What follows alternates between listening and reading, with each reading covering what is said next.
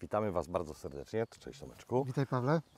Na polu, bo to jest najważniejsze, bo maszyny można o nich dużo mówić, ale tu Tak na jest. polu jest Tak jest. prawda W praktyce, czasu, prawda ekranu, jak to kiedyś mówili. praktyka w burakach. Dokładnie. Tu, żeby była też sprawa jasna, te pole, w ogóle ta część pola w ogóle nie była, tak jest tam z Nordzucker umówione, w ogóle nie miała żadnego środka chemicznego. Tak, tutaj nie było w ogóle oprysków. W ogóle. Co prawda my twierdzimy, że jednak pierwszy oprysk zrobić i potem pielić, bo tak jest jednak lepiej, ale tu tak firma Nordzucker chciała i takie doświadczenie robi. Na tym polu też, żeby była sprawa jasna, będą poletka referencyjne wyznaczone dla poszczególnych fragmentów tego pola z różną technologią, gdzie będzie dokładnie ważone, nieważone, ile cukru w cukrze i te wszystkie parametry będą później podsumowane. W tle oczywiście żeśmy właśnie rozmawiali, że właśnie jednak pierwszy oprysk jest o tyle lepszy, że faza rozwoju roślin jest na tyle niska, że nawet jeżeli mamy najlepsze kamery, to mogą być jednak pewne problemy z prowadzeniem. Tak jest. Mieszanka herbicydów na tych środków jednak aktywnych. Jak Tak. jest mały chwast, bardzo ładnie nam wyczyści to pole. Dokładnie. Natomiast my tutaj koncentrujemy się na tym, żeby zobaczyć też, jak praca mechaniczna w odchwaszczaniu mechanicznym, Tak. czy zda egzamin w ogóle. Tak. Tutaj mieliśmy jeden przejazd pielnikiem w tej Tak. wczesnej Teraz robimy drugi. fazie wzrostu. Tak jest. Teraz robimy drugi przejazd, już z gwiazdami pielącymi. Na początku mieliśmy same noże podcinające, plus lemierz płaski Tak, 20 bo cm. gwiazda okazuje się, Oraz że zganiacze. w tej wcześniejszej fazie ona mogłaby uszkodzić te Mogłaby powyciągać nam te buraki delikatne wsiane. wschody i to by była, gdyby ryzyko było zbyt duże, dlatego ona wtedy była wyłączona.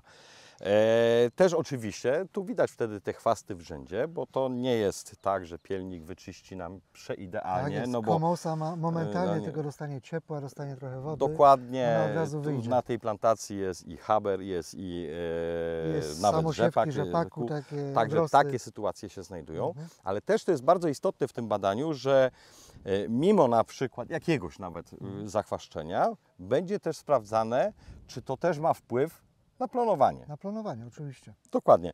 To też cały czas, ja bynajmniej powtarzam, że ta wartość dodana w tym okresie majowym, kiedy tych deszczy jest mało i niekoniecznie one są w najlepszych momentach, to jednak pokazujemy, że większość wody zostaje właśnie w spulchnionej glebie, nie? Tak I to jest. zresztą nawet Tak można jest. pokazać lekko kamerą, bo to jak ładnie jest wspulchniona gleba. Tu są po prostu powycinane chwasty, oczywiście w linii, jak najbardziej trzyma się chwast, no bo to jest ten sposób jak gdyby widoczny.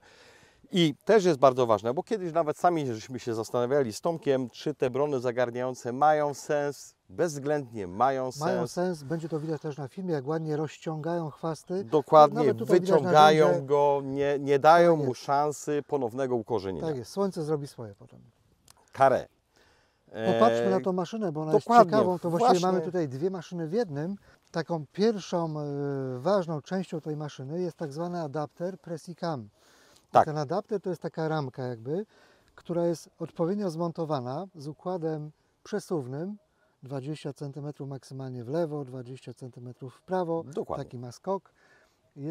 Odbywa się to oczywiście hydraulicznie, natomiast samo naprowadzanie tej ramy odbywa się z użyciem kamery. Tak Tą jest. kamerę mamy z drugiej strony ciągnika, w kabinie mamy zamontowany taki terminal, Tak.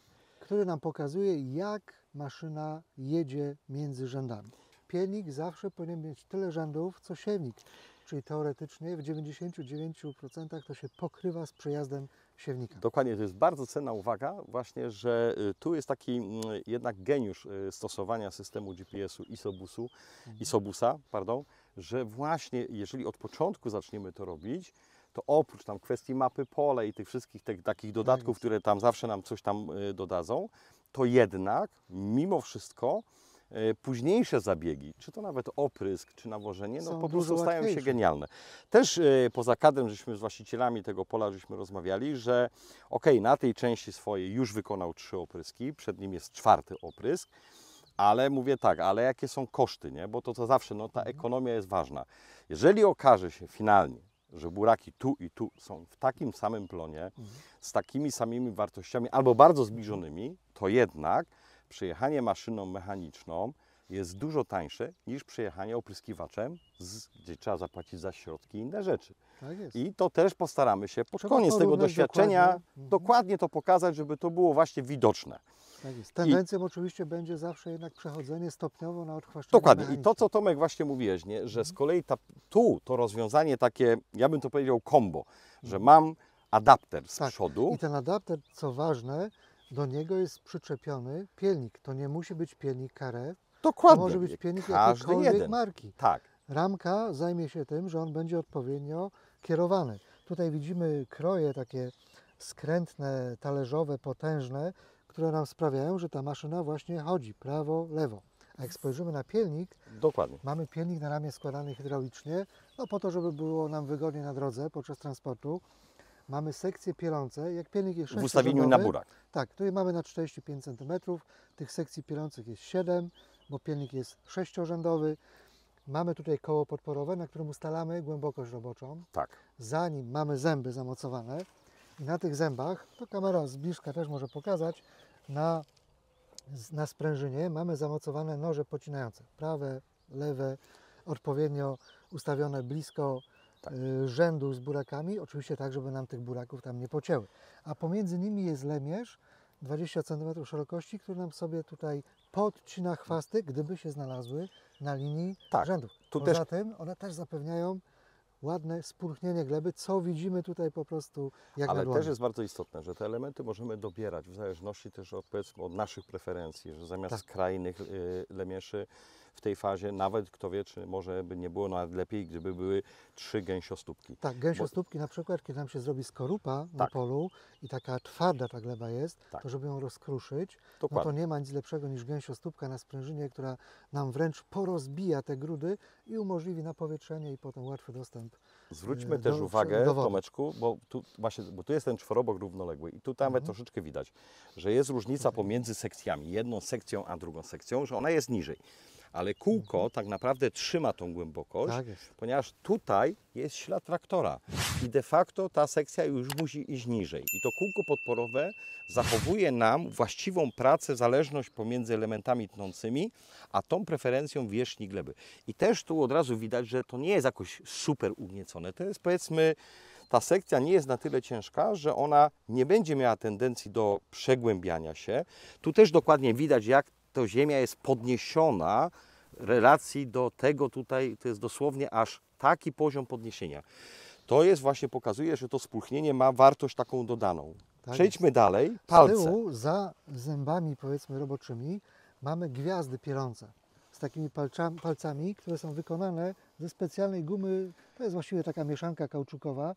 One są miękkie, elastyczne po to, żeby nam właśnie nie uszkadzały głównej uprawy. Dokładnie. Natomiast przy tych chwastach, które mamy w tej chwili na polu, one część chwastów usuną, te gwiazdy, nam z rzędu. Tak, Natomiast, no niestety, część tych chwastów też zostanie. dokładnie. Nie mając żadnego zrobionego oprysku na polu, no byłoby ciężko wyrwać taką komosę, jak tutaj jest. No to nawet ręką powiem, że jest bardzo ciężko to wyrwać. Korzeń palowy nam się robi głęboki. Ale No z kolei, Tomek, tam gdzie szła maszyna, Mhm. widać, bo to nie jest ułożone ani tego, Tak jest. jest, proszę bardzo, Tak jest. już jest powycinane. Tu też Tak widać, jak te zagarniające też Tak jest. przemieszczają Palce się. też robią swoje. Zgrzebo palczaste jest przydatne właśnie między innymi też do tego, żeby gdzieś tam zahaczyć jakiś chwast, pociągnąć Pociągnąć, go, wyciągnąć go rozciągnąć z korzeniami. potem. Bo to jest bardzo istotne, bo niektórzy się zastanawiają, czy tą maszynę właśnie aż w tyle elementów wyposażyć. W tym doświadczeniu właśnie widać perfekcyjnie, że warto to zrobić. Tak, tych doposażeń oczywiście jest dużo, Tak. ale zawsze uważaliśmy, że doposażenie pod konkretne cele pielenia, Tak. czy to ma być kruszenie gleby, Ale to, co jest najistotniejsze, spulchnianie. Tomek, zawsze to można dokupić. To są Tak klocki Lego. Tu Tak możemy jest. zawsze na to się przygotować i będziemy śledzili tę plantację i będziemy zdawali ją relację przy kolejnych zabiegach, żebyście mogli zobaczyć, jaki ma efekt, plus końcowy film Tak na jest. tak zwany Zapraszamy. finał, gdzie będziemy mieć wszystkie wyliczenia.